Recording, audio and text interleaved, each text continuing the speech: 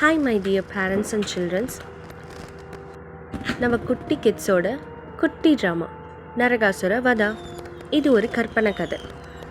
கதைக்குள்ளே போகலாமா? ஒரு நாள் நரகாசுரர் கடும் தவம் புரிஞ்சிட்டு இருந்தார். அப்போது அங்கே வந்த சிவபெருமான், உனக்கு என்ன வர வேண்டும் அப்படின்னு கேட்டார்.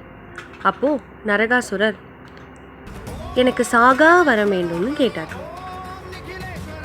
அவரோட தவத்தில் சந்தோஷமான சிவபெருமான், நீ கேட்டபடியே ஆகட்டும் அப்படின்னு அவருக்கு வரம் கொடுத்தார். அந்த வரத்தை மிஸ்யூஸ் பண்ண நினச்ச நரகாசுரர் அங்கே இருந்த எல்லாரையும் இம்சை பண்ணி இம்சை அரசராக ஆனார்.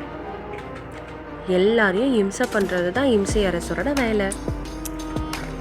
ஒரு நாள் முனிவர்கள் எல்லாம் சேர்ந்து யாகம் வளர்த்தி கடவுளை வழிபட்டு கொண்டு இருந்தாங்க.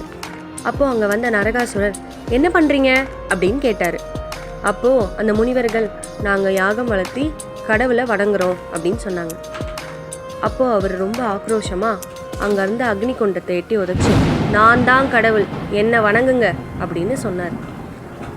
அப்போ அவங்க மறுத்ததால் அவங்க எல்லாரையும் அடித்து துன்புறுத்தினார். இதோ நம்ம கதையோட ஹீரோ லிட்டில் கிருஷ்ணா. இங்கே கிருஷ்ணா தன்னோட அம்மாவோட ரொம்பவே சந்தோஷமாக வாழ்ந்துட்டு இருந்தார். கிருஷ்ணாவை அவங்க அம்மா அழைத்து சாப்பாடு கொடுக்க கூப்பிட்டாங்க. அப்போ கிருஷ்ணர் வந்து தன் அம்மாவை வணங்கி அம்மாவின் மடியில் படுத்து உணவை உட்கொண்டார். அவருக்கு உலகமே தன் அம்மாவாக அப்போது திகழ்ந்தார். கிருஷ்ணாவிற்கு அம்மானா ரொம்ப பிடிக்கும். அப்போ அங்கே வந்த முனிவர்கள் எல்லாம் தனக்கு நடந்த அநியாயத்தை கிருஷ்ணனோட அம்மா கிட்ட முறையிட்டாங்க. அப்போ கிருஷ்ணனோட அம்மா, எல்லாம் சரியாயிடும், உங்களை கண்டிப்பாக கடவுள் காப்பாற்றுவார்னு சொல்லி சமாதானம் பண்ணி அனுப்புனாங்க. அப்போது அங்கே சத்யபாமா ரொம்பவே கோபமாக இங்கும் அங்கும் நடந்துட்டு இருந்தாங்க கிருஷ்ணருக்காக. அப்போ அங்கே வந்து கிருஷ்ணா சத்யபாமாவை பயமுறுத்துறதுனால சத்யபாமா பயந்துட்டாங்க. அப்போது சத்யபாமாவை சமாதானப்படுத்தி கிருஷ்ணா பேசிக்கிட்டு இருந்தார்.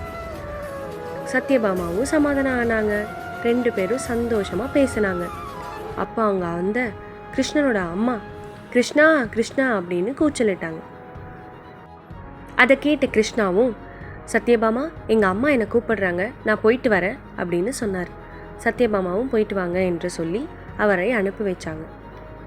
அப்போ கிருஷ்ணனோட அம்மா என் கூட வா அப்படின்னு கூட்டிகிட்டு போனாங்க. எங்கே கூட்டிகிட்டு போனாங்கன்னா, அந்த நரகாசுரர் நிறையா முனிவர்களை அடித்து துன்புறுத்துறதா அவங்களுக்கு செய்தி வந்துச்சு. அது உண்மையான்னு தெரிஞ்சுக்க கூட்டிகிட்டு போனாங்க. ஆனால் அங்கே போனப்போ தான் தெரிஞ்சுது அது எல்லாமே உண்மைதான். நிறையா பேரை அவரை அடித்து துன்புறுத்திட்டு இருந்தாங்க. அப்போ அங்கே இருந்த ஒரு பெண் முனிவர் கடவுளை ரொம்பவே கண்ணீர் விட்டு கூப்பிட்டுட்டு இருந்தாங்க. அந்த சமயத்தில் அங்கே வந்த கிருஷ்ணர், அம்மா இங்கே பாருங்க என்று சொன்னார். அப்போ கிருஷ்ணரோட அம்மா, கிருஷ்ணா இவங்க எல்லாரையும் நீ தான்ப்பா காப்பாற்றணும். இந்த சூழ்நிலையுடைய முக்கியத்துவத்தை அவனுக்கு சொல்லி புரிய வச்சு கிருஷ்ணரை போர்க்களத்துக்கு தயார் செஞ்சாங்க. அம்மாவோட பேச்சை அப்படியே கேட்ட கிருஷ்ணர் போர்க்களத்துக்கு கிளம்ப தயாரானார். அப்போ அவங்க அம்மா ரொம்பவே ஆசையாக தன் குழந்தைக்கு வெற்றி திலகமிட்டு போர்க்களத்துக்கு கிளம்பினார் கிருஷ்ணா. அங்கேருந்த முனிவர்கள், அவங்க அம்மா எல்லார்கிட்டேயும் ஆசீர்வாதம் வாங்கின அவர் சத்யபாமா கிட்டேயும் ஒப்புதல் வாங்கி போர்க்களத்துக்கு முன்னேற ஆரம்பித்தார். சத்யபாமாவும் ரொம்பவே ஆசையாக தலையாட்ட கிருஷ்ணா தைரியத்தோட தன்னோட கையில் வில்லையும் அம்பையும் வாங்கிக்கிட்டு மனசில் தைரியத்தையும் எடுத்துக்கிட்டு சூரரை நோக்கி நடந்தார் கிருஷ்ணா. இப்போ கிருஷ்ணா சூரரை நோக்கி அம்பு விடலான்னு தொடங்க ஆரம்பித்தார். ஆனால் கிருஷ்ணா எத்தனை அம்பு விட்டாலும் சூரரை அடிக்கவே முடியல. ஏன்னா கிருஷ்ணரை விட சூரர் ரொம்பவே பலசாலியாக இருந்தார். அவர் அதிக வரமும் பெற்றிருந்தார். கிருஷ்ணா என்ன பண்ணுறதுன்னு தெரியாமல் யோசிக்க ஆரம்பித்தார். கிருஷ்ணா, சரி வில்லெல்லாம் நம்பினா வேலைக்காகாது, கையாலே அடிக்கலாம் அப்படின்ட்டு வில்லை தூக்கி தூரம் போட்டுட்டு சண்டை போட ஆரம்பித்தார். அது ரொம்பவே பயங்கரமான சண்டையாக இருந்துச்சு. சூரர் ரொம்பவே ஆக்ரோஷத்தோடு தாக்க ஆரம்பித்தார். அப்போது கிருஷ்ணரும் தயங்காமல் 2 பேரும் மாறி மாறி சண்டை போட்டுக்கிட்டாங்க. அப்போ கிருஷ்ணர் யோசிக்க ஆரம்பித்தார்.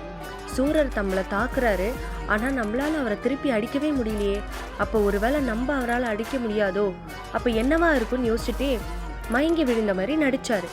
அப்போ அங்கே வந்த சத்யபாமா கிருஷ்ணா கிருஷ்ணான்னு கூப்பிட்டாங்க.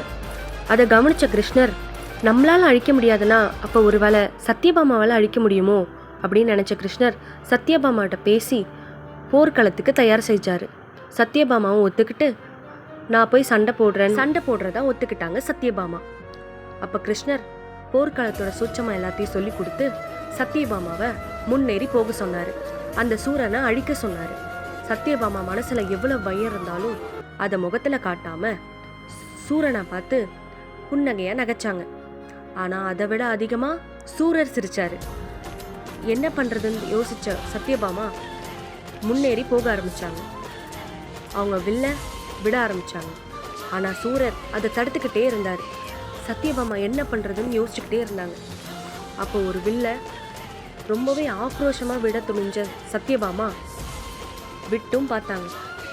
அப்போ சூரர் மயங்கின மாதிரி நடித்து திரும்ப எழுதி சிரிக்க ஆரம்பிச்சிட்டாரு.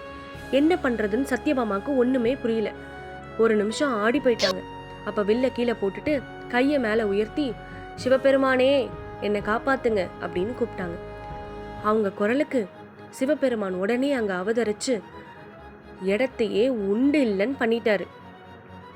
அங்கே வந்த சிவபெருமான் ருத்ர தாண்டவம் ஆட ஆரம்பிச்சார். இதை பார்த்து பயந்து போன சூரரும் சிவபெருமானை வணங்க ஆரம்பிச்சார். ஆனால் அதை பார்க்கவே பார்க்காத சிவபெருமான் ரொம்பவே கோபத்தோட ஆட ஆரம்பிச்சாரு.